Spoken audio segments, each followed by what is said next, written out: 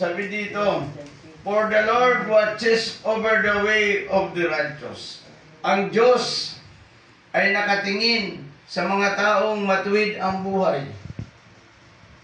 Ang Diyos ay nakatingin sa mga taong matuwid ang buhay. Kaya kung minsan, sasabihin mo na sa akin nakatingin ang Diyos, kung ang Diyos ay, ang buhay mo ay hindi naman matuwid at hindi ka naman anak ng Diyos, hindi po nakatingin sa iyo ang Diyos. Sinabi niya dito, for the Lord watches over the way of the righteous, but the way of the wicked will perish.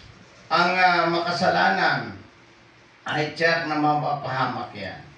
Pero sinabi dito, pinangakuan ng Diyos ang isang taong banal. Pinangakuan ng Diyos ang isang taong nagsisi at tumalikod sa kanyang kasalanan at tinanggap si Jesucristo. Nangako ang Diyos sa kanya, sabi niya, nakatingin ang Diyos sa mga lakad ng mga taong matuwid. Subalit, I'm sorry po. Subalit, yung taong mga makasalanan ay wala sa kanya ang paningin ng Diyos. Kaya mas mahalaga at mas maganda sa ating mga Kristiyano na magpalit loob tayo sa Kanya. Kasi halimbawa, tayo nagbabiyahe, sa atin nakatingin ang Diyos. Sa ating mga pupuntahan, sa ating mga maaaring puntahan na mapahamak ang tao, nakatingin sa atin ang Panginoon. Upang hindi tayo mapahamak, iniingatan ng Diyos ang mga sa Kanya. Kaya sabi dito, for the Lord watches over the way of the righteous. Yung mga tao, mapalad ang mga taong nagsisi at tumalikod sa kasalanan, sapagkat sabi ng Biblia, nakatingin sa Kanya ang Diyos.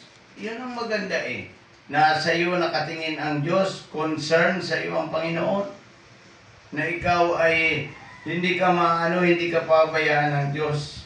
Kasi kapag ang tao ay hindi talaga nagsisi sa kanyang mga kasalanan, tulad ni Adan, hindi siya nagsisi sa kanyang mga kasalanan, namatay yung kanyang lahi, lahat namatay.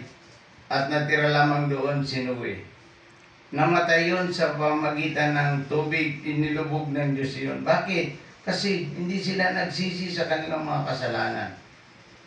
Binigyan sila ng Diyos ng pagkakataong makapagsisi, tumalikod sa kanyang kasalanan, pero hindi sila nagsisi.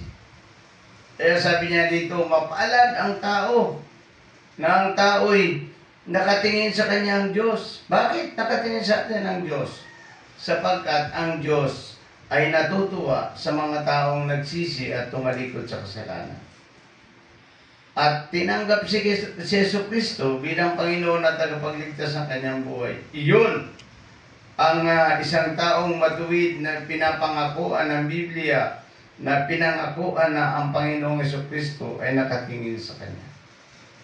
Kung ang buhay natin ay hindi tayo nagsisi at tumalikod sa kasalanan, huwag tayong maasa na ang Panginoon ay nakatingin sa atin.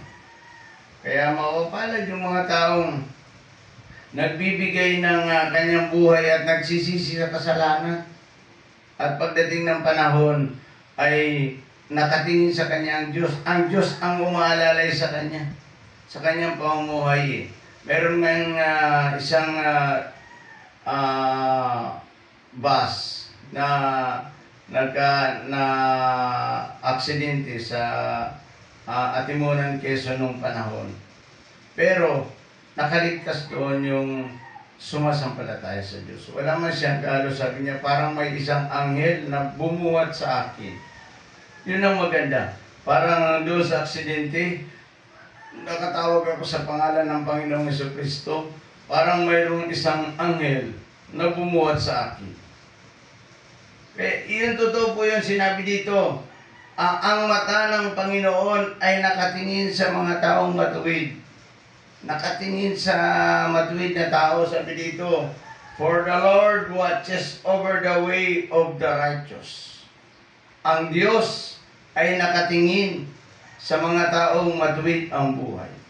Lahat tayo ay mga makasalanan. Pero ang sinasabi dito na matuwid ng Diyos sa isang tao, yung taong nagsisi. at tumalikod sa kasalanan. Sabi ng Roma 3:10, ang lahat ay nagkasala. Totoo po yan, lahat tayo nagkasala. Pero, yung mga taong nagbabalik loob sa Diyos, yun ang kinalulugdan niya. Yung kinalulugdan niya, yung nagbabalik loob sa Diyos, humingi ng patawad at ang Panginoon ay kanyang ikinukonsulta niya yung kanyang buhay. Sabi niya dito, for the Lord overwatches the way of the righteous. Ang Diyos ay nakatingin sa mga taong matuwid ang buhay. Katulad ni Job. Si Job po ay mayroong 4 na katangian na pinagmamalaki ng Diyos. Si Job ay malinis ang kanyang pamumuhay, may takot sa Diyos, at hindi gumagawa ng masama. Yan, malinis ang pamumuhay, may takot sa Diyos, hindi gumagawa ng masama. Yan ang katangian ng buhay ni Job. Na iyon ay pinagmamalaki ng Diyos. Sabi niya, si Job ay wala itong kaparis o wala itong katulad sa ibabaw ng lupa. Mabuti siyang tao, may takot sa akin, hindi gumagawa ng masama. Yan ang isang taong ipinagmamalaki ng Diyos.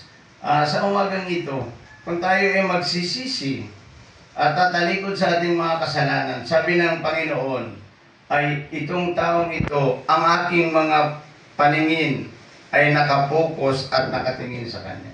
Ito yung pinagmamalasakit ng Diyos. Natutuwa ang Panginoon sa isang taong nagsisi at tumalikod sa kasalanan. Natutuwa dyan ang Diyos. Sapagkat si Kamsisim, si Japet, nung sila'y nagsisi, pinagpala sila ng Panginoon. Kaya ngayong umaga, hinahamon tayong lahat na magsisi tayo. Sapagkat sabi niyo dito, but the way of the wicked will perish. Ang mga taong mga makasalanan ay tiyak na mapapahamak yan.